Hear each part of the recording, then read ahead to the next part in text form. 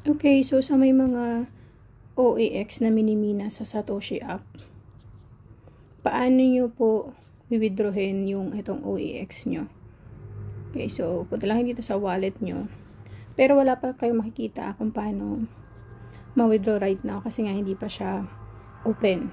So, before nyo ma-withdraw to, may ililink kayo dito na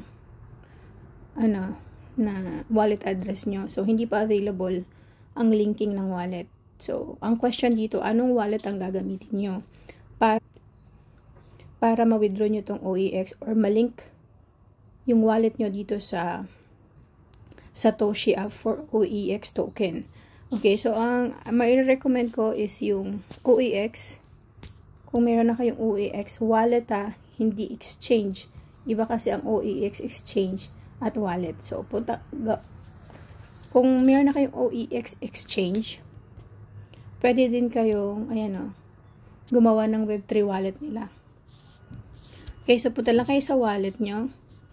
Then, punta kayo dito sa pinakababa. Yan.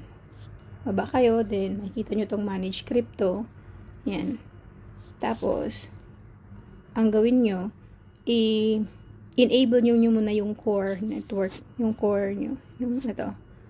Ayan. Kasi under core network kasi yung OAX.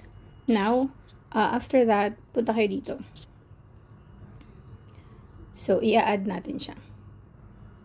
So, all network is core. Yan. So, yan, core. Yan.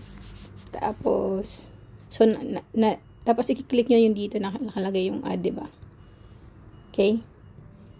Okay, so after that, na-exit ko kasi punta ulit sa manage crypto. Ang gagawin na naman natin is i-add natin yung OAX na token sa ating wallet. So, kailangan natin pumunta sa core network kasi under core network siya. Yan. And then, click nyo to. Custom crypto. Yan. Under core network. Then, yung contract address kailangan meron kayo. So, i-click nyo yan. So, kailangan, for example, nakopya nyo na yung contract address ng isang token. Dapat, automatic lalabas yan dito. Kung anong symbol. Ayan. Diba? OAX na. So, gagawin natin, i-confirm mo lang yan. Confirm. Ayan. So, ito na ang magiging wallet address mo mamaya sa pag lilink kayo ng wallet add nyo dun sa Satoshi app para sa OAX. So, ang gawin nyo ganito. Balik ulit kayo dito. Then, search kayo ng yan. Tapos gawin nyo OAX. Kasi na-add nyo na eh. Tapos, click nyo yan.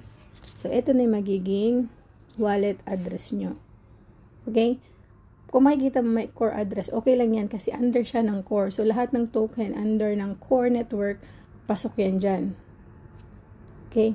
So, copy nyo yan. Yan ang magiging wallet address nyo. So, mamaya, pag nag-open na ang linking ng wallet dito for withdrawal, yun ang gagamitin nyo. Okay? So, yun lang.